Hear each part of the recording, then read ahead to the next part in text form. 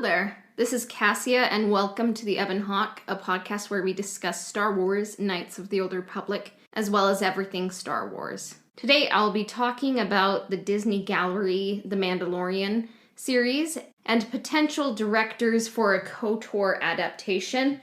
Spoiler alert for the Knights of the Old Republic series, and the Star Wars films and TV shows.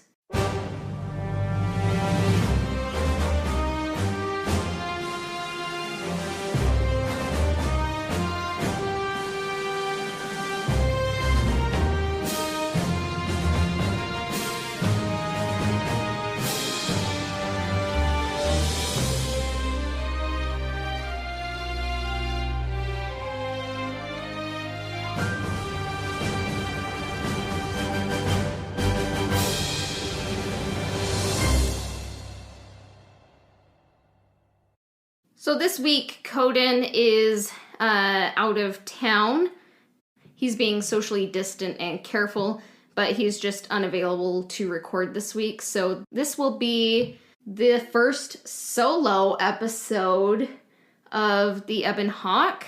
I thought we could get started with some listener questions. IronNick.designs, and they ask, if this wasn't asked already, who do you cast for a KOTOR film or series? KOTOR 1 and 2. Boy, that is a big question. I think what we're going to do in the future is each time we cover a character, we will come up with a potential fan cast and ask people who they would want. But for this question, I will just go over the characters we've talked about. So we've talked about Mission Veo. I don't really have a preference for her, but I really don't want someone who's been on the Disney Channel or the CW. Maybe someone new or new-ish, They probably won't get a teenager because sometimes it just, it's hard to get a teenager. Just someone who seems younger, No preference really, but I just really don't want to have maybe people mention I remember them from the Disney Channel or the CW. I'm no, please no. And then for Candace Ordo, I would say Nikolai Coster-Waldau.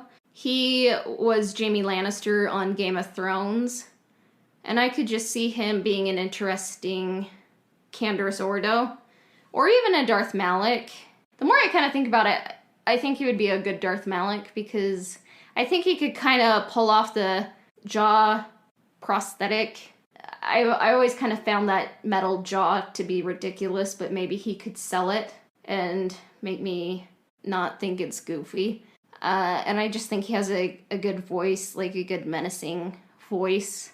Not that he's always menacing, he can just, act menacing, and he kind of has some hidden depths and layers in his performance in Game of Thrones, so I'd like that. And then Revan, I haven't revealed it yet, because I'm sort of embarrassed by my fan cast. So maybe in the future if someone guesses it or it comes up, I'll say it, but I'm going to hold back on that one for now. I just don't want Keanu Reeves for Revan, so sorry. And then for Atten Rand, I would say Garrett Hedlund. He's just an actor I've liked for a long time. I actually really liked him in Troy, and then Tron Legacy. I thought he did a great job there, and there should be a Tron 3 by now. Maybe they can do using the technology that they use in The Mandalorian, they can make a TV show for a lot cheaper. I don't know, on Disney+. Those are my fan casts. Maybe Coden's are different, but we shall see. And then Paulino Medici asks, which style would you like the director to give the KOTOR adaptation? Serious with irony, epic, dramatic. And I would have to say, I really don't like irony in Star Wars. Star Wars doesn't take itself 100% seriously, but it does believe in itself. That's kind of what I would go for with Star Wars, but I think the Knights of the Old Republic 1 game, it's kind of a bit more like A New Hope. It's kind of like your hero's journey, hopeful adventure, I would say kind of keep it in that camp, but films can have mixed tones. Like, it can have some, like, goofy, lighthearted moments and then some more dramatic, darker moments, and I'm fine with films mixing tones, honestly. Some people it's a problem, but I think life is all about different tones, and I think life and stories reflect each other, so I'm fine with that. But I would say divide KOTOR 1, the story of KOTOR 1, into a trilogy. The first one, it's more of a hero's journey adventure, and then the second one, it's kind of a little bit like a Indiana Jones movie, kind of like they're looking for star maps and like they have to outrun, Darth Malak and the Sith forces. Because in the second film of Star Wars trilogies, it's kind of like a genre film. Because in Attack of the Clones, you have like a detective story, The third iteration in the trilogy, it's usually like it's either a fall or a redemption. Because in Revenge of the Sith, you have a fall, and then like, if there were, like, a third iteration in a KOTOR trilogy, I would say keep it hopeful, but kind of make it about redemption. First, it's kind of like your light hero's journey. Second, a little bit darker. And then third, kind of darker, but still with light and fun. But that's how I would do it. So, and then the last question comes from @TexasSarlacc. And they ask, any plans for merch in the future? And the short answer is yes. And we'll see when that happens. We also have plans for a Patreon. So we're going to try to bring those to pass. We'll see when it happens. But stay tuned and we'll get there. So we'll take a quick break and then we'll be back to talk about the Disney Gallery Mandalorian episodes 1 and 2.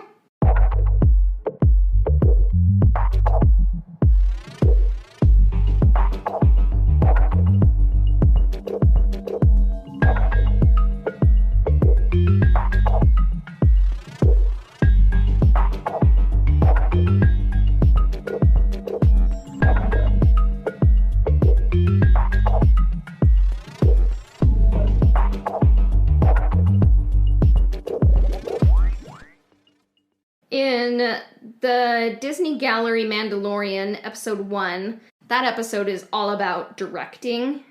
All the directors are sitting at a table, and going around clockwise, you have Jon Favreau, who is the creator of The Mandalorian, and executive producer and writer. And then next to him, you have Dave Filoni. He's the executive producer as well, and he directed and he wrote a bit.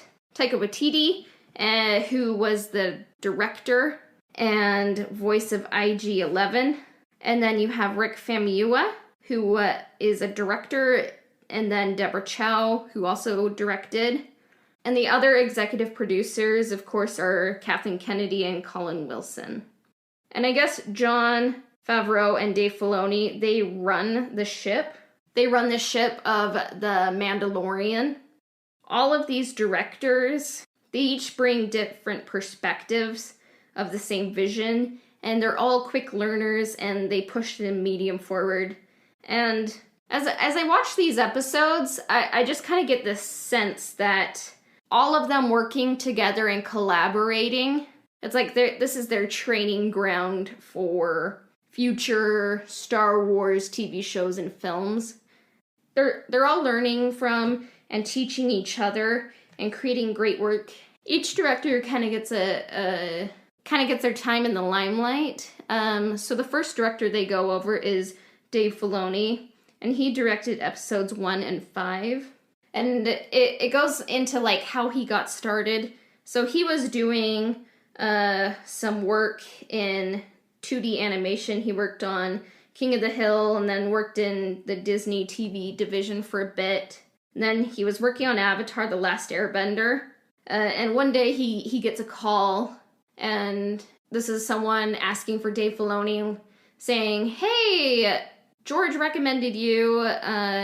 Would you want to come in for an interview for the Clone Wars? It's going to be a CG show. We're from Lucasfilm Animation." And he's like, "The Clone Wars already happened." in 2003, and there's no such thing as Lucasfilm Animation, and it was new then. He just thought it was the people from SpongeBob kind of pulling a joke on him, so they made the appointment, and then Dave was like, who is this? Like, who put you up to this? And then she's like, is this Dave Filoni? And then he's like, yeah. And you work on Avatar: The Last Airbender? And he's like, yeah. Then she's like, you're the guy. And then he kind of put it together, and he's like, oh no, this is real, and I'm kind of blowing it. So he's like, you have no idea how the guy I am. I am so the guy. And she was probably gonna like hang up and kind of like not talk to him again, but they'd already made the appointment, so she's like, I'll keep the appointment, and that's that. But he ended up going into 2 appointments, and then he met George, and George is just looking at his portfolio, kind of going through it, and he's like, I think a Jedi would kind of go like this, kind of be more like a samurai, kind of like in the realm of the Toshiro Mifune characters. He's just listening, and he's like, I just get to meet George Lucas. This'll up my nerd cred when I'm in line for Revenge of the Sith. I'm never gonna get it. And it was just a 10-minute meeting, and he's like, that was nice. And he's just in the green room, and he's like, I'm not gonna get that job. But then they're like, you got the job. Dave Filoni, he worked on Clone Wars and then later Rebels. When he was working on Clone Wars, he wasn't working with storyboards, but he was learning the language of film and live action. But even when you're sketching, it's like a way of looking at story, and you're thinking of how to construct and convey a story. Because George Lucas, he always was thinking in terms of camera and blocking. He was always kind of learning those skills, and kind of at the back of Dave's mind, he was always kind of thinking like, oh, maybe live action, I can try that someday. All the directors, they say that Dave Filoni is a great collaborator, great animator, director, storyteller, and writer. And for him, it's all about George, all about Star Wars. How he loves Star Wars is it's just pure, obvious, and there's no ego about it, you know? Which I like. He's the one who knows what fits Star Wars, so yeah. And then Deborah Chow, she directed episodes 3 and 7, and I guess she was just a very effective director, and she does great action scenes, because I remember everyone in episode 3, after that came out, they're like, yes! Action, jetpacks, fight! It was amazing, and then it was even increased in episode 7. I believe she's going to be directing the Kenobi series once that gets off the ground. I hope it comes off the ground next year. But she was always a big genre director. When you direct a lot of TV like she has, you have to be ambitious and quick. And the best way to do that is to just come in with a plan. And so that's where she kind of developed that skill. And when she directs, she always tries to find the life in the moments, which I love. And then Rick Famuyiwa, he directed episodes 2 and 6.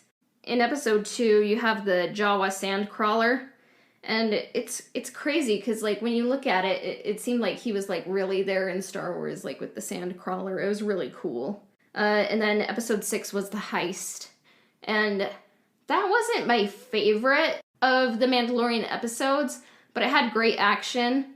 And it felt very distinct. But in episode 6, it's kind of like character development because it's showing that the Mandalorian, kind of through being like a surrogate father in a way to Baby Yoda, he doesn't fit with his old crowd as much anymore. So that was interesting. And Famuyiwa was saying when you have all these directors on a team like that, they're connected, but then each director is given the freedom and creativity to do something different. So it's like they are complementary but distinct, and I like that in The Mandalorian. And he talks about Star Wars, and he goes on to say how much it influenced his life and who he is creatively. He saw it in theaters and there was a big line, and he was just blown away, and you can really tell that he really loves Star Wars, and I get that too, because I mean, obviously I didn't see it in theaters, but since the first moment I saw it, just like on VCR, like, I loved it, and I was hooked, so I get that. And then there's Taika Waititi. What I didn't realize is he didn't really start directing until he was 30. Before that, he did some stand-up comedy and theater. He kind of struggled. He wouldn't really be hired by the main fancy theaters. He and his friends would kind of just have to hire each other. So then he started directing. He kind of just had to start with a shoestring budget and, like, utilize some of the rejected Lord of the Rings props. But he kind of found he had a knack for film. Because he had all these different interests, like music, art, performance, writing, and storytelling, and film kind of wraps that all in one. Humor is a big part of Waititi's repertoire. So he's all about finding the humor in the action while not making fun of it.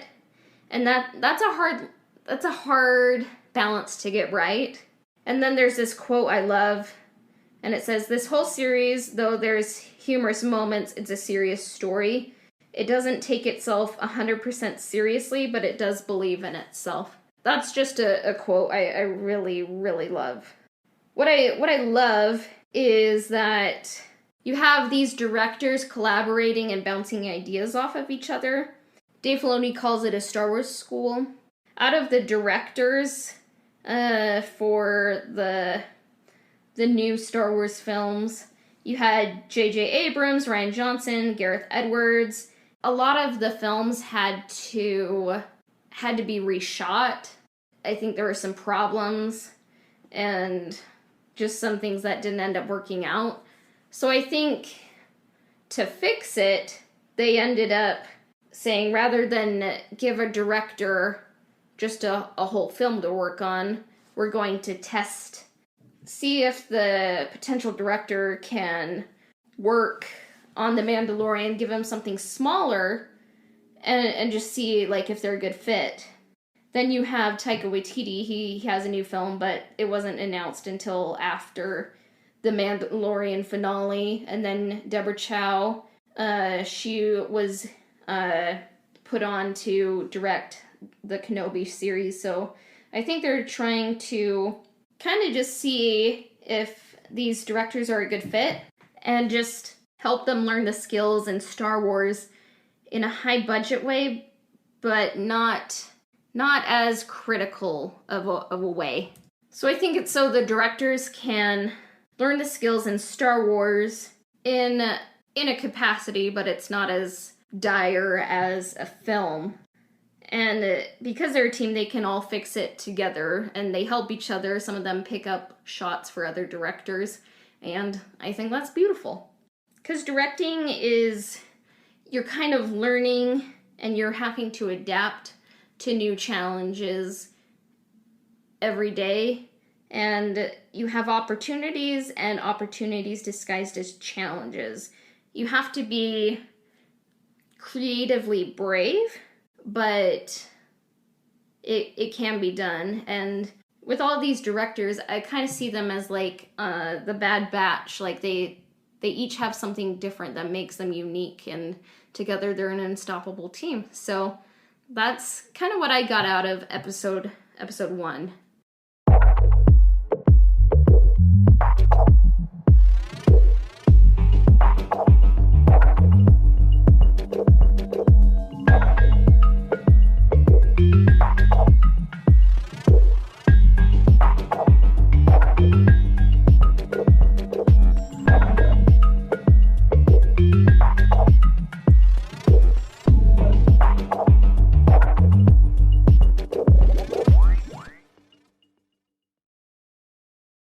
And then episode 2, it is titled Legacy. So for this episode, you have Jon Favreau, Dave Filoni, John Knoll, who is the ILM visual effects supervisor, and then you have Hal Hickel, the animation director, and Richard Bluff, who is also a visual effects supervisor, and you have Kathleen Kennedy, who's the president of Lucasfilm and executive producer. Been a producer for Spielberg and Lucas since the early days, and she's their friend, and George Lucas made her president of Lucasfilm, and while I haven't been a fan of all of her decisions in the new films, just watching this episode kind of, like, it made me just, like, kind of see her more as a person, you know? It softened me to her.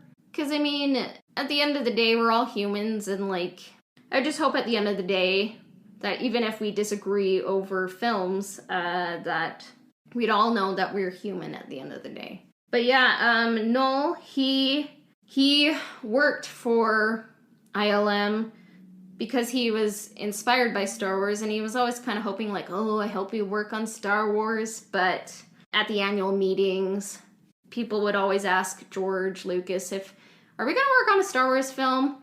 And he would, in the first few years, kind of be like, non-committal. But then it kind of started to change one year. He said, maybe. Then it ended up that the prequels ended up happening, and he did a lot of miniature work on the prequels. What I love about Lucas and Star Wars is that they never stopped creating. They're always pushing tech forward. And Dave Filoni says George Lucas created Star Wars. He is the person who understands the characters in the world because they all came out of his brain.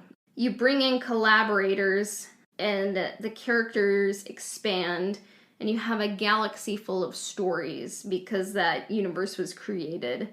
They also go over some of the contributions that George Lucas made, because when Kathleen Kennedy first came on, she found out that Lucas had 126 patents alone. And then they created the first CG character. They created Edit Droid, which became Avid, motion control, and they worked on Jurassic Park, ILM, and so much more. So they kind of discuss the technical legacy, like the technology, and then they kind of delve into the storytelling. And Carl Weathers, aka Creed, aka Grief Karga in The Mandalorian, he talks about the storytelling aspect of the legacy of Star Wars. And he says, as I became a bit more of a student of filmmaking, I really began to appreciate the brilliance of Star Wars and what Lucas had created. And then I, of course, started to read more, and The Hero's Journey and all those kinds of books, and began to really appreciate Joe Campbell and what he was saying and understand a lot more. Because of George Lucas and because of Star Wars, I ended up reading Joseph Campbell's The Hero with a Thousand Faces. It's a great book that we discussed in episodes 12 and 15. It took me 2 years to read. It really just gets me thinking about story, history, just different cultures and life. My life has been totally enriched because I read that book. I'm still working through his library, but that's one of the reasons on Tuesdays on the Eben Hawk podcast Instagram feed, on Tuesdays I always do a #InspiredAGalaxy post, because I think kind of learning about the inspirations of Star Wars and creating deeper connections helps us kind of grow and evolve and appreciate story, helps us appreciate story more. So that's why I do that. One suggestion, if you're interested in the intersection of filmmaking, stories, books, all of that, is the Hero's Journey podcast. And you can find them on Instagram at Hero's Journey Podcast. I actually ended up finding their podcast not because they have an Empire Strikes Back episode, but just because I was always a big fan of the Hero's Journey. And they have a great, entertaining and informative podcast, and it just helps me understand film and stories and books at a deeper level. So I would highly recommend that podcast. And then you come back to the table of directors, and they're talking about how Star Wars is kind of a modern mythology.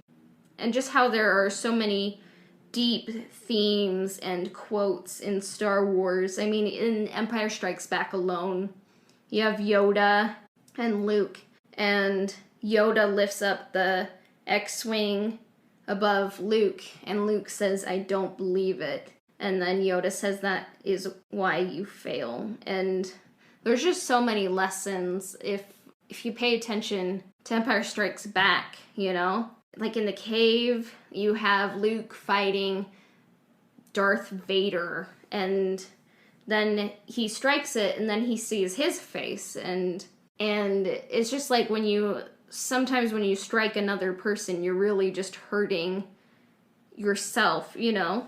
And so there's so many deep themes.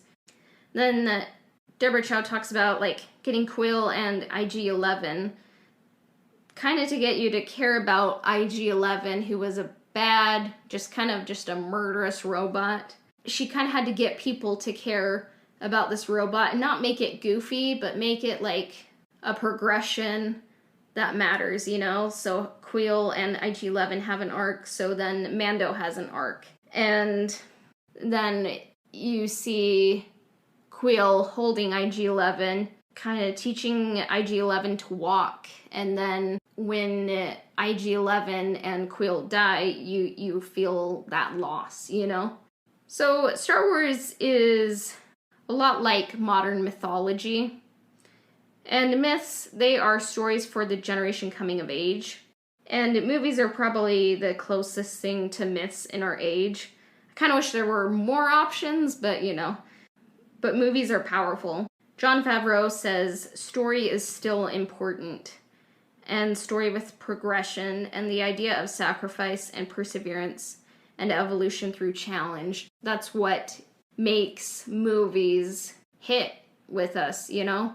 That's what makes people care.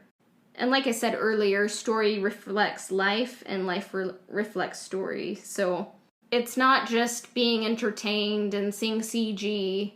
It's about story at the end of the day. That's what it should be about. And Star Wars is a movie series that is about a lot more than what it's literally about. And that's what I love about Star Wars, is that there's so many deep themes and great characters and different connections you can make, whether it's history, spirituality, religion, stories, all that. It's deeper than you think. And then the last about 10 minutes of episode 2, I think this is Dave Filoni's audition to be something prominent in Lucasfilm's future, and he nails it. So he talks about the Duel of the Fates at the end of this episode, and he's saying it's not just a cool fight, even though, like, yes, it is a cool fight, but at the end of the day, it's about what the characters are fighting for, what motivates them. These are two Jedi in their prime versus what looks to be the devil, you know?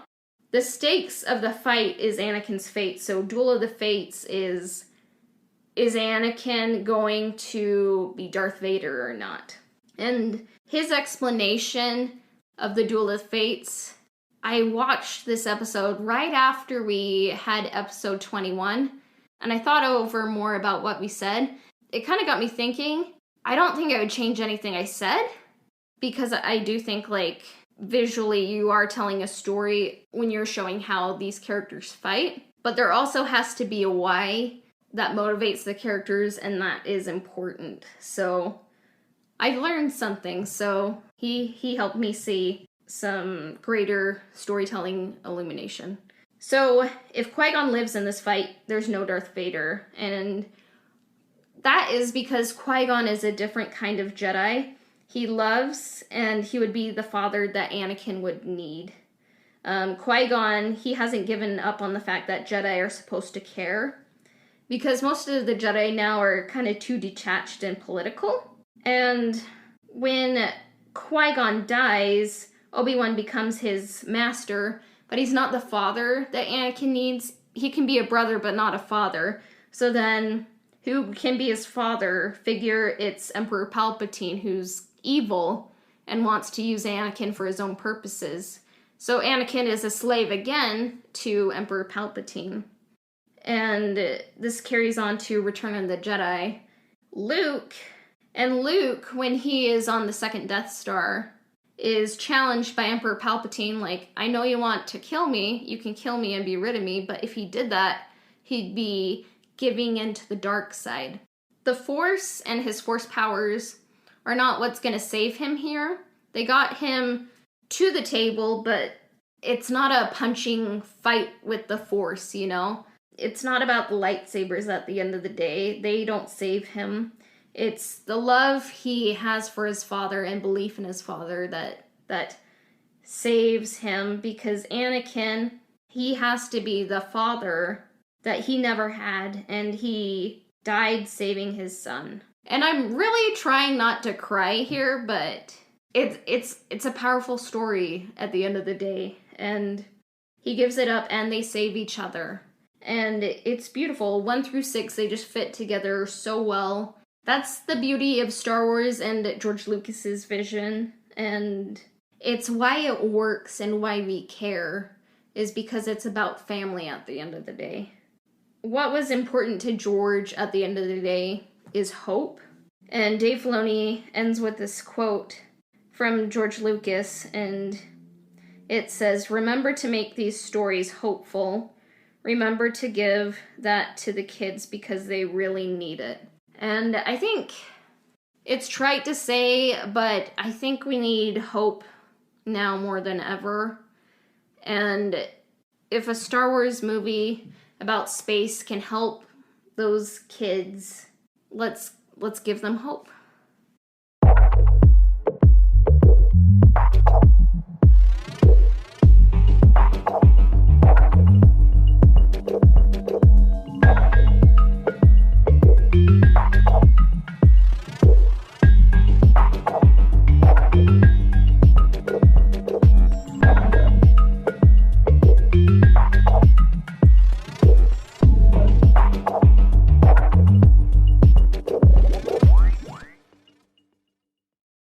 Okay, so for viewer suggestions, one name was very, very popular with our followers and listeners. That name is Dave Filoni. At RaulMV93 says Filoni, and at Coops.coolme says Dave, of course, and then at LunarSpark_arts, Dave Filoni, smiley face. The Order of the Jedi, Dave Filoni. Ghost Fighter X, Dave Filoni. SWKOTOR.memes, Dave Filoni, or someone who knows KOTOR. And Eduardo_Lependa says Dave Filoni. To be honest, I wanted Chris Avellone to be the guy behind it, but it is highly unlikely, so I went with the obvious choice in Filoni. And It's a Scout Boy says either Filoni or Abrams. I can definitely see the allure of having Dave Filoni on the team for Knights of the Old Republic, but right now or in the next few years, I just wonder if he has enough live action experience. I think he's gonna get there. I think that's why he is working on The Mandalorian and probably some other upcoming live action shows. I think we'll definitely see him direct a film, but if a potential KOTOR adaptation happened in the next few years, I just wonder if he would be experienced enough for a live action film. But I would definitely want him on the writing team, or kind of as the keeper of the Jedi Code, you can say. Like, he should be the go-to person if people have questions. I think he should kind of be like the George Lucas and kind of mediate what's happening, kind of being in control, kind of keep things the way George Lucas would do it. And then I definitely think having some of the KOTOR writers on the writing team or involved in some capacity running scripts by them, I would be all for that, honestly. So, but for J.J. Abrams, for me, J.J. Abrams is kind of just more derivative than not. I enjoyed the first Star Trek and Mission Impossible 3. I enjoyed that too, but everything else, I kind of think J.J. Abrams is a bit derivative. And then there were a lot of people that said they would want Dave Filoni with Taika Waititi. Legions of the Sith said get Filoni to do it. Well, if not him, I wouldn't mind Taika Waititi. And then Paulino Medici says Dave Filoni with Waititi. I'd kind of want to give Taika another property. Let him be creative and come up with something rather than do an adaptation. But it's an interesting team to have Filoni and Waititi. I wouldn't be opposed to something like that in the future. And then StarWars.lores says Taika Waititi. And then here were some of the other suggestions some of our listeners had. Plex Armory said Danny Boyle. And I wouldn't be opposed to Danny Boyle. He's one of the most successful British directors. He directed films such as 28 Days Later, Sunshine, Slumdog Millionaire, 127 Hours, and Yesterday. And I most recently, out of all of his films, I most recently watched Yesterday, and he just kind of does a lot of different kinds of films. I think he can just kind of tackle a lot of different types of stories, and he would be a fun and not a typical pick for a Star Wars film. And then Star Wars Negotiation says Russo Brothers, and then at _pastel_pink_panther_ says Russo Brothers and or Guy Ritchie. When it comes to the Russo brothers, I love their work on Community and Captain America Winter Soldier. They did a solid job on Captain America Civil War, Avengers Infinity War, and Avengers Endgame. And I guess they have a live-action Hercules movie coming out. We'll see how that's affected by everything going on. I think they're good directors, but I just wonder if it would be too samey, you know? I try to keep Marvel and Star Wars distinct, and there's just been so many Marvel films, and I would just want to have a new flavor on cinematic landscape, so I can definitely see where the allure is. Like, they do solid franchise films, but I think I would just maybe want something a bit different. We'll have more about Guy Ritchie in the next comment, but he is an action director I love, and at galactic_artwork says Guy Ritchie, his stylistic way of doing fights and capturing the intellect of his characters, I think, would be very important for an adaptation of KOTOR. He handled Sherlock Holmes very well and was able to do an excellent job with Moriarty, which shows his ability to interpret characters with source material and still present them in a way that holds true to the source material while reimagining interesting and fresh. Side note, Filoni should be involved for Star Wars knowledge, but I don't like him as a director for this, given his very limited experience with live action. And I agree, because Dave Filoni, he understands Star Wars better than anyone except for George Lucas, I think.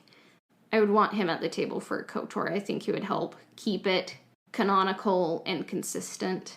But yeah, I just don't think he has enough of the live-action experience yet. I think at some point he will, and I would love to see him do a film if it didn't take him away from helping manage all of Star Wars at Lucasfilm. Guy Ritchie, I loved The Man from U.N.C.L.E. and King Arthur, Legend of the Sword. It was a fun movie, and I enjoyed Aladdin, so I really liked galactic_artwork's take on Guy Ritchie, and I think it could be a fun take because action is a big part of Star Wars, but I don't think he's just an action director. And at the end of the day, like these films, they're meant to be fun. Then StarWars.lore says James Mangold or Matt Reeves.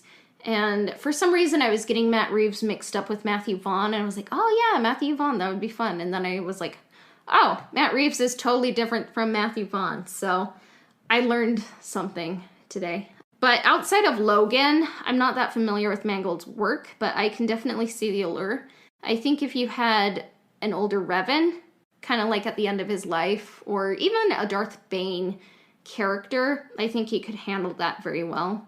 Matt Reeves, he's done Cloverfield, Planet of the Apes installments, and The Batman that's coming out with Robert Pattinson. I don't know if I'm feeling the Matt Reeves choice. He's a great director, but I think it's just for me a personal preference. He wouldn't be my first pick, but I can definitely see why he'd be a good fit. Then at jedi.amar.tall says Jon Favreau for a KOTOR adaptation, and then Christopher Nolan as well. Nolan is great at plot twists, and doing one for Revan would be fantastic. Jon Favreau would be a fun choice for KOTOR. He's directed Elf, Iron Man 2, The Jungle Book, and The Lion King. I just wonder who would be watching Lucasfilm if he were directing a movie, if it would kind of take him away from kind of seeing the big picture. Unless KOTOR is a major branch and it needs like a good guiding hand, I'd be for it. Like, I'm totally for him directing it. I just wonder what the repercussions would be for Lucasfilm if he did that, and like the repercussions for The Mandalorian. But one thing I was kind of thinking about as I was typing that list is The Jungle Book helped create some of the technology used in The Mandalorian, and The Lion King kind of helped push that technology forward. I really didn't like The Lion King live action adaptation because it was kind of just a shot-for-shot remake with like not really as much creativity, and like the animals seemed very lifeless. But I kind of just wonder if Disney just kind of made The Lion King live action so they could create the technology and kind of have that like kind of guaranteed cash flow coming in that The Lion King would bring, just so they could develop that technology to use in other shows and films. So it wasn't just like they were creating it, but it was created for film. And it seems like that technology, how they were able to visualize a scene using VR and all that, helped them with The Mandalorian. So that was something I was kind of thinking today. Christopher Nolan is probably in the top 3 directors of our day. I think he's an excellent director, a great director. But I kind of think Star Wars is an orange, and his style of directing is a potato. And they're each great foods, but I just don't think they go together. Because his Dark Knight trilogy, it was an excellent trilogy, but it was something very different from what Batman films typically are. And that was one of the strengths. But I kind of just wonder if he were to do Star Wars, he would want to do something kind of completely different. Maybe that wouldn't fit I just wonder if he would do something that didn't fit the universe. I'm kind of for like doing Infinities, kind of doing some different Elseworld style film. But I just don't know if that would quite jive with like what audiences are wanting. So like, yeah, I think he's a great director, but I think like sometimes you have a nail where you need a screw, you know? It's just like not quite what we are needing, if that makes sense. So Conan, of course, is gone, but he sent me his director shortlist, and he said, my biggest feedback is the need for creative freedom. I think given if JJ wanted another shot, he could make a cool KOTOR world if Disney and Lucasfilm lets him run with it. For the most part, the only director that sat sour with me was Rian Johnson so far. He was out in left field, as well as forgot to read what JJ set up, lol. Like, I can understand that. I kind of don't think that Disney gives their creators enough creative control, which is kind of hard because that's the whole reason why George Lucas created Lucasfilm, is so he could make the films he wanted and not have the studios control it. And then Lucasfilm was sold to a studio that kind of micromanages a lot of things. So I kind of wonder if Disney or Lucasfilm will let creative freedom kind of ever happen again. But I kind of think like JJ is just kind of a little bit too derivative for my tastes. When episode 7 came out, I really wasn't that impressed. Episode 9 was kind of like a quadrant 4 tested film designed to make everyone happy, but it didn't really make anyone happy. So kind of after those two, I think I would be kind of off the J.J. Abrams bus. I would honestly be okay with Rian Johnson directing again. I mean, I had problems with The Last Jedi, but I think he was thinking about characters and themes. I didn't always agree with his interpretation of the characters, but I like him as a filmmaker and what he comes up with. I kind of just wish he didn't do episode 8 of the 9-part Skywalker saga.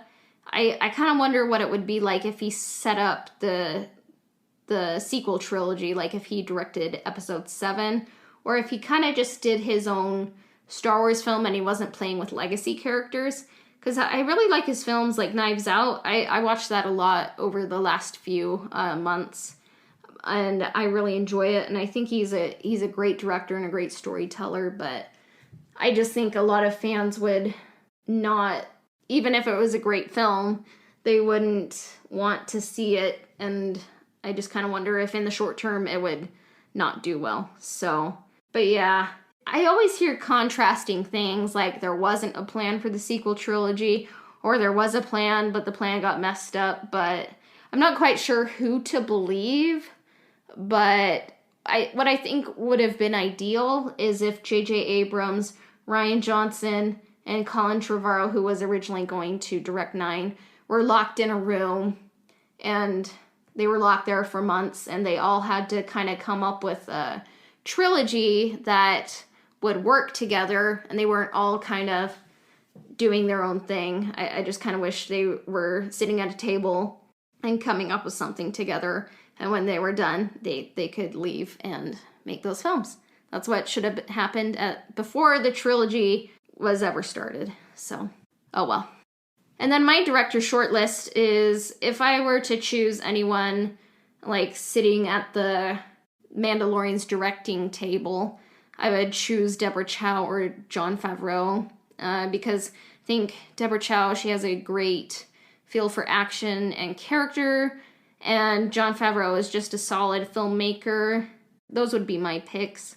Anyways, this has been Cassia, and you can find us on Instagram at Ebonhawk Podcast, and then you can always email us your comments and questions at ebonhawkpodcast@gmail.com.